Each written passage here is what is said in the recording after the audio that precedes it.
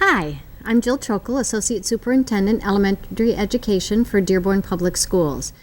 This video was created to introduce Dearborn teachers to the new elementary report card and was designed to show you what the report card looks like after all of the grading is complete. We understand that the process of entering grades is a time-consuming and painstaking process that needs to be done so that the grades are accurate. Fadia Nahed, our Director of Computer Services, has created a step-by-step procedures manual which will be put in a file and made available online, and will walk every teacher through every screenshot and every point of data that is entered on the new report card. So what I would like to do first is to talk with you just a bit about the background so that those viewing this have an understanding of how the new report card format came about and a little bit about the work that went behind it.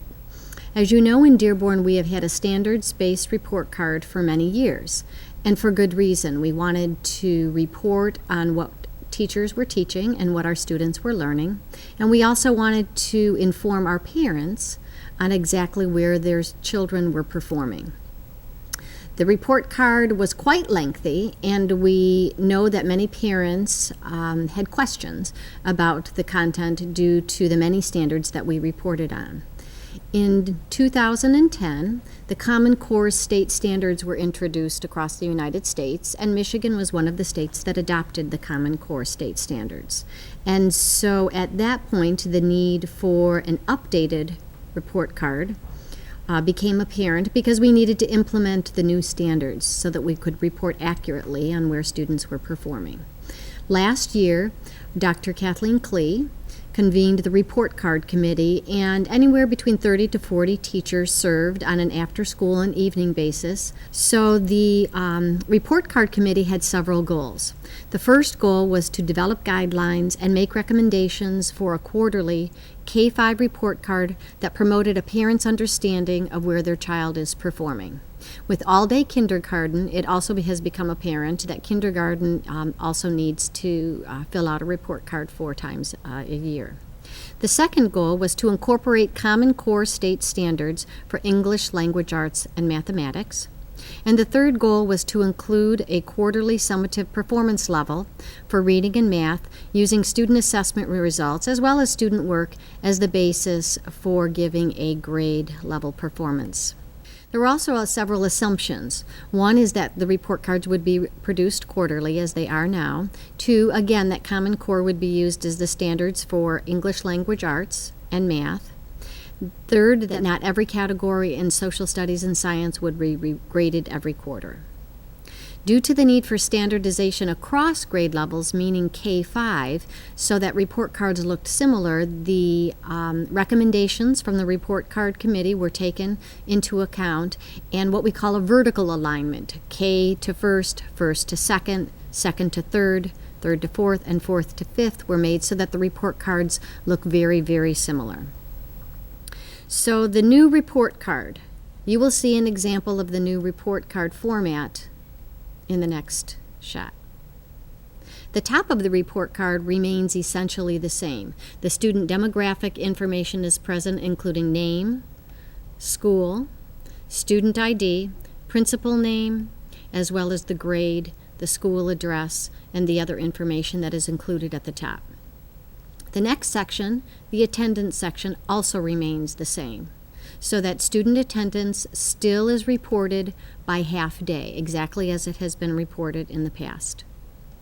The third section is where some of the changes begin. So let's take a look at where those changes are and how they're going to look on the new report card. The first change takes place under the word terms, so that you are looking at an abbreviation that says M1E, which stands for Marking Period 1 for elementary, and then the dates that encompass the first grading period, which is what the 1 stands for. The second change would be the letter marks for K-5. And the former letter grades that were assigned have changed to a numeric system beginning with 1 at the top, which says master's expectations, the 2, which stands for meets expectations, 3, which equates to progressing, and 4, which indicates a concern.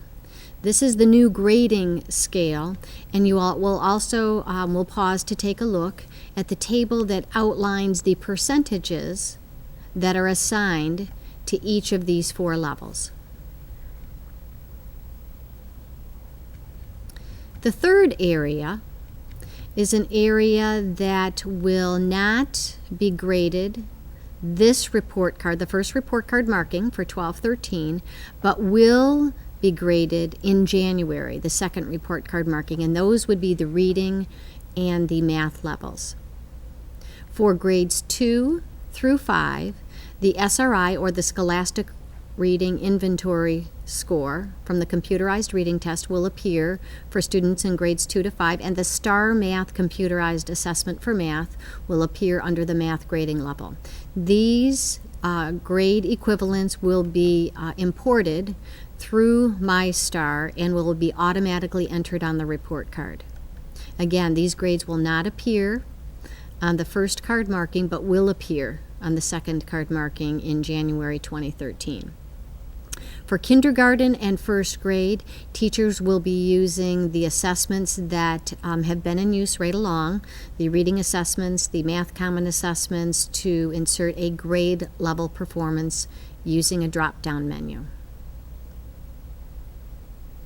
The next section is a section that is hidden, meaning parents do not see this, nor is this printed on the report card. But this data is used to create a report on reading performance level and math performance level for the school. At the elementary level, teachers created the reading performance levels by hand last year. This was done quarterly and provided to the building administrator, who shared the results across the school and showed where students were in terms of their reading performance. This same concept will be applied using the hidden tables, and we're going to take a look at what you as teachers will see when you go onto MyStar and you use the drop-down menu in order to enter both reading and math performance level scores.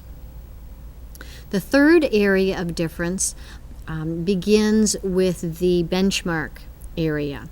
The first section is entitled ELA for English Language Arts, and the standards and benchmarks that fall below are the Common Core State Standards. So those are the language, the reading foundational skills, reading informational text, reading literature, speaking and listening, and writing.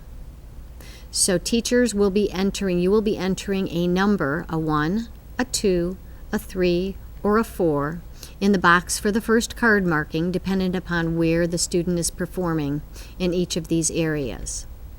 All of the specific objectives that are under each area are included on the pacing guides for English Language Arts.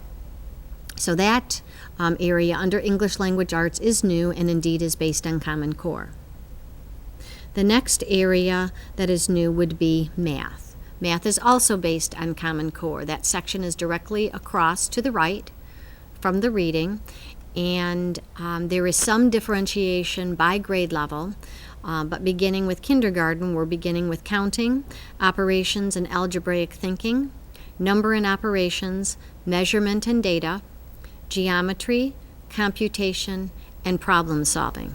So that teachers, you will be entering a 1, a 2, a 3, or a 4 in the box in each area, dependent upon where students are performing at that time in the card marking. This process would be completed for each card marking across the 4 quarters for the year. Now the K-5 report cards are identical, so the next sections are the same for each grade level. The rest of the report card covers not only the content areas of science and social studies, but also includes art, physical education, music, technology, a section called Life Skills, and then the final section, which is Notes and Comments. The Notes and Comments section is very similar to the notes section that teachers are familiar with from the past, which means there's a drop-down menu in which teachers can select several comments that would apply to a particular student. Based on student request, there is also space dedicated to comments that teachers may write in, so that teachers have the option of selecting from the drop-down menu or creating their own comment. We so appreciate the patience that teachers have shown in the report card process. We know that this is an enormous undertaking, but we feel that to honor the expertise of teachers in terms of reporting on their students' progress, and also to share a very concise report and summary for parents, that a report card aligned to the Common Core State Standards that was very concise and compact was a needed part of our movement forward. So again, thank you, and I look forward to seeing the report cards when they come out in November. Thank you.